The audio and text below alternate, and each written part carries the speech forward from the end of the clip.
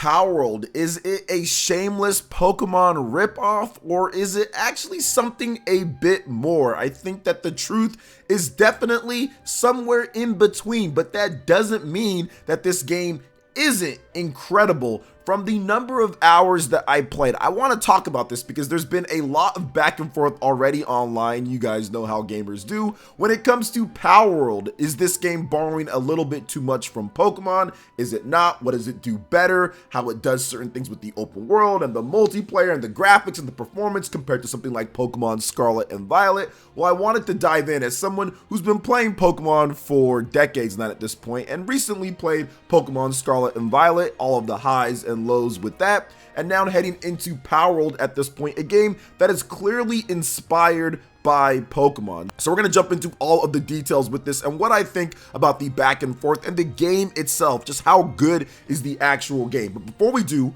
what's good everyone, OJ here, welcome back to another video. Please make sure you hit that like button, subscribe if you are someone new, and click that notification bell to get my videos first. Palworld is developed and published by Pocket Pair. Never heard of them before, but Pocket Pair has now sold over 1 million units of this game in the first 8 hours, and it's steadily rising as it's available on early access Xbox Game Pass. Now, I personally played the game on Xbox Series X. All the footage that you see is straight from the Xbox Series X, captured from there. And in this game, you fight, farm, build, and work alongside mysterious creatures, Pocket Pair says, called pals in this completely new multiplayer open world survival and crafting game. And what makes it really separate itself from Pokemon? Yes, Pokemon has multiplayer, yes, it has open world, but the survival aspect and the crafting aspect make this a very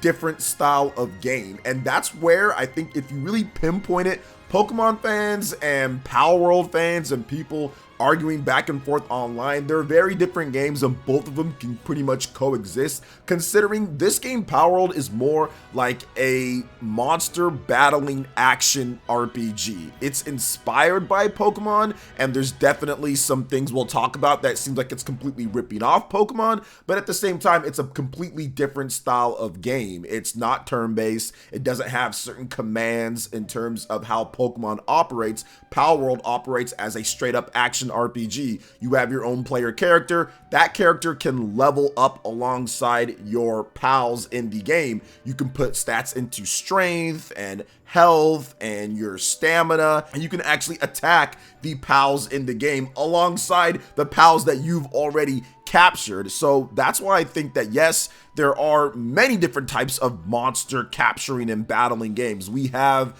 Yokai Watch, we have different styles of games that have done this before, but Palworld is very different once you start playing. It has a very complex UI and crafting system and things that really just separate it and just set it apart. So I don't really think there's any need for back and forth. They're very different types of games. If you're someone who loves Pokemon and you get into this game, you might not like it because of the crafting, because of the survival, because of how the game operates. It operates as a open world survival multiplayer style of game, although you can play it completely single player. I was playing it completely single player, and we'll talk about the multiplayer in just a bit. So I do think that there's really no need for the back and forth. They're very different types of games, and I think that this game does things pretty interesting overall that set it apart from many other types of games just in general. Now, these are my impressions for the first number of hours. I have not really got deep into there where I'm out there with guns and shooting and blazing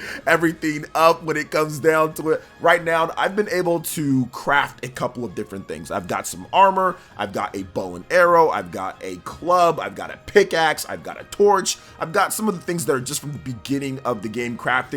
I've been leveling up. I've been leveling up my base because this is not just about crafting. It's like tower defense stuff too as well. So I've been just trying to build up my base where you can put pals in there to work for you. They will go get resources so you can continue to craft. You need wood, you need stone, you need all different types of things. Plus you also have a hunger meter as well. You need to make sure that you eat to feed your pals as well, but you need to make sure that you're not hungry. The more you do things, like going out and exploring and climbing and running and building and fighting, you get hungrier. So make sure that you eat so you do not go hungry. And I also found that it has like the old Skyrim / Bethesda weight system in there. And while that's annoying, I think it's a little bit more manageable considering it is a crafting and base building type of game. But you can increase that, of course, just by leveling up your character in addition to doing other things as well. There might be some items and other stuff later down the line that can help you with that, but for me, I've just been putting a little bit of points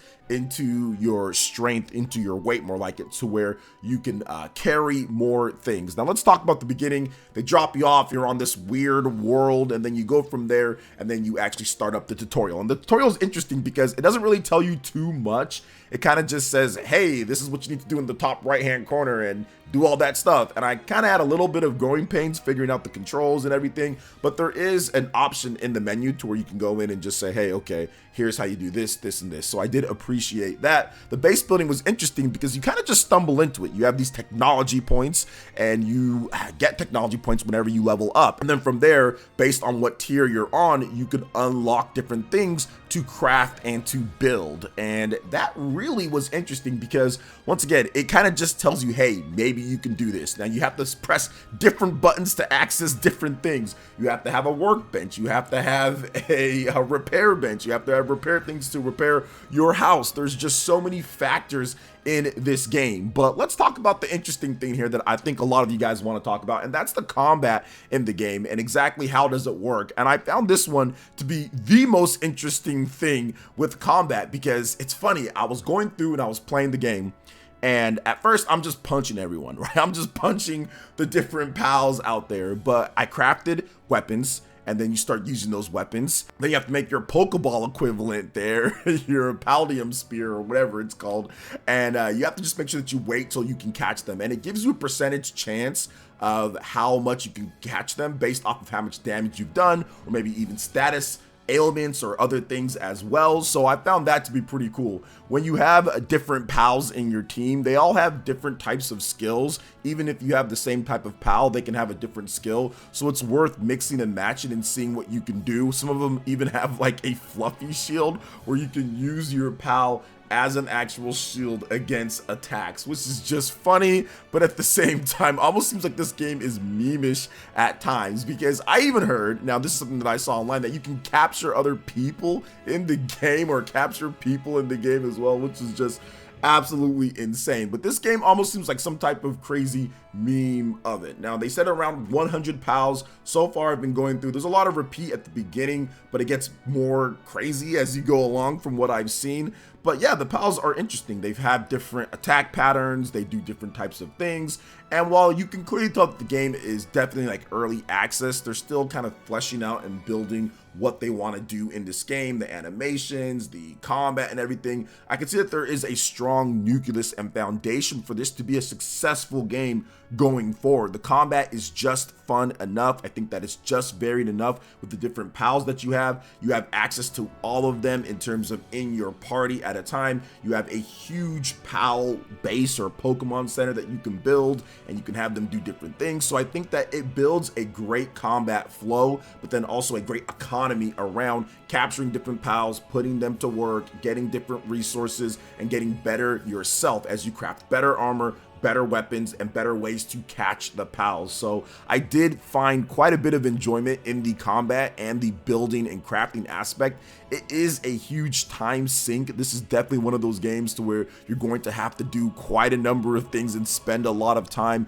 crafting and thinking about what you want to do with your pals, what skills are the best, and there's a whole other layer that I haven't even scratched when it comes to the type of pals that you have, their attacks, their stats, their natures, like what they do. So there's even a whole meta game in that sense. Now, I didn't play the multiplayer, but I've seen some of the multiplayer in action, and it seems like it's a very good thing so far. People are going to be playing with their friends, combating multiplayer, all sorts of stuff. So I think that once again, when they start adding more pals, once they actually start refining the experience, this can be a very big thing when it comes down to it. And to me, I don't see it as it's going to be one or the other Pokemon or this. I think for maybe some people it might be that type of way, but I think for a lot of people it just might be, hey, when I feel like playing an action RPG with some monster battling aspects to it, I'm going to play Palworld. When I feel like playing a turn-based RPG that's a bit more refined when it comes to its mechanics and when it comes to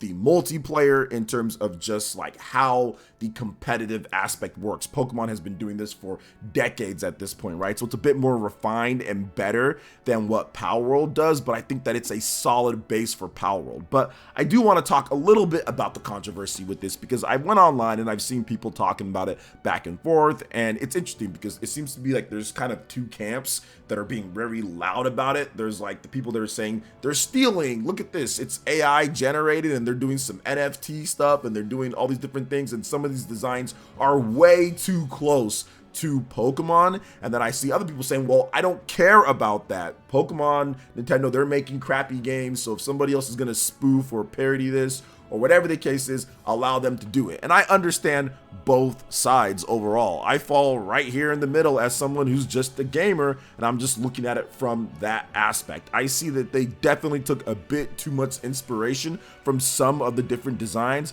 but at the same time, I think that the game itself is just different enough to where it's not the same thing. Now, if this was a turn-based RPG that had way more, I would say, mechanics that fit in line with Pokemon, then I completely understand that, but it doesn't. But they do have like gym leaders per se. There are leaders that you can go fight, and you have to make sure that all of your pals and yourself are in tip-top condition. So I do like that. They have built out a single player experience in addition to having a nice multiplayer experience as well. So yes, I do feel that some of this stuff is a bit weird or somewhat scummy when it comes to the designs of Palworld, and potentially even using AI to make some of those. Those are the accusations out there, at least. But at the same time, it's different enough to say that it's a completely different experience. It's not going to be the same thing. It's not turn-based. It has full action RPG elements, survival elements that are not found in Pokemon, and not even found in other games that are like Pokemon or that are trying to be like it, you know? So to me, it's a very different style of game that's going to probably attract somewhat of a different audience. I think that there's crossover for sure, but I think that there's going to be people that maybe they played Pokemon before, but they're done with it and they wanted to try something different as a full action RPG. So I see Palworld a bit differently than Pokemon. But overall, I had a blast when it comes to my few hours that I put into it. I'm going to be streaming and playing the game more. I think that there's a lot to do in this game, and I think that this game has a big future if they can actually keep up with the demand. If they can flesh out some more of the different things, the content, this game can really become big. So we'll see how it works, but I don't see it becoming some type of Pokemon killer. I don't see it becoming some type of thing to where there's like a lot of contention and people are fighting one way or another when it comes to the Pokemon games or not. But yeah, more awesome monster battling games, the better, I say. So what are your thoughts on this, guys, when it comes to Palworld? Are you planning on playing it? What do you guys think about the game and the footage that you've seen? Let me know in the comment section below. All right, guys, that wraps it up for this video here. Thank you so much for watching. I do appreciate it. Please make sure you hit that like button, subscribe if you're someone new, click that notification bell. We will see you for the next video. Peace.